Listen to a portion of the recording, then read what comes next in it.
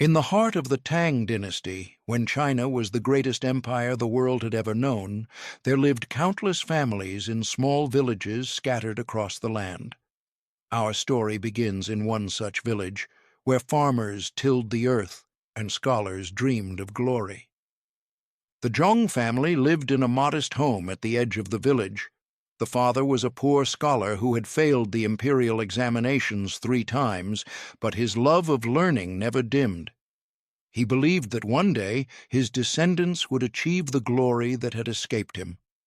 One winter's night, as snow fell upon the village and the cold wind howled through the streets, the scholar's wife went into labor. The midwife worked through the dark hours, and just before dawn, a baby's cry pierced the silence. But when the mother looked upon her child's face, she did not smile. She screamed. The baby's face was twisted and ugly beyond description, bulging eyes, a crooked nose, features that seemed more demon than human. She wept and turned away from her own son. The father rushed to his wife's side, fearing the worst. He took the child from the trembling midwife and looked down at his son's face. Yes, the features were ugly, hideously so. But as he gazed into those strange, bulging eyes, he saw something else. A light. A fierce, brilliant intelligence that burned like a star. "We will call him Zhong Kui," the father declared. "His face may frighten the world, but his mind will illuminate it. I have seen the fire of 1,000 scholars burning in this child's eyes. He will achieve what I could not. He will bring honor to our family." As young Zhong Kui grew, his ugliness grew with him. The village children threw stones and called him monster. Mothers pulled their babies close when he passed, as if his face might curse them. Even dogs barked and fled at his approach. He walked through life utterly alone. But in the quiet of their home, Zhong Kui's father gave him the only gift he could: knowledge. Every night, by flickering candlelight, they studied together. The Confucian classics, ancient poetry, philosophy, history. The boy learned with a hunger that amazed even his father. Zhong Kui's mind was like nothing his father had ever seen. He could memorize an entire scroll after reading it once.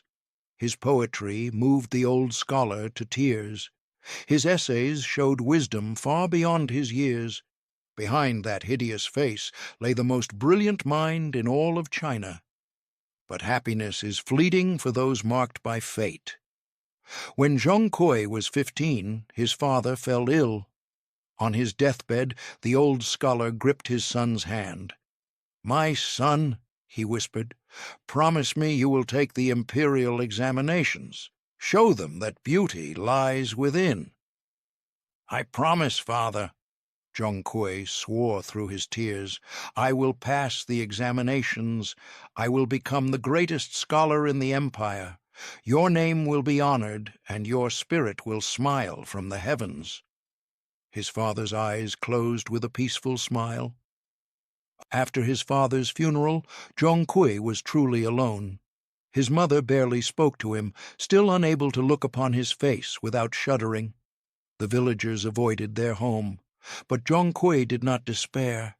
He had a promise to keep. For the next 5 years, Zhong Kui studied without rest.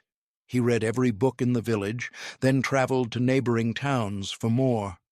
He debated with scholars twice his age and left them speechless.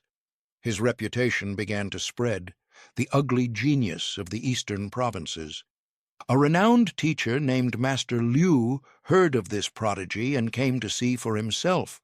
When Zhong Kui recited the classics and explained their deepest meanings, Master Liu fell to his knees.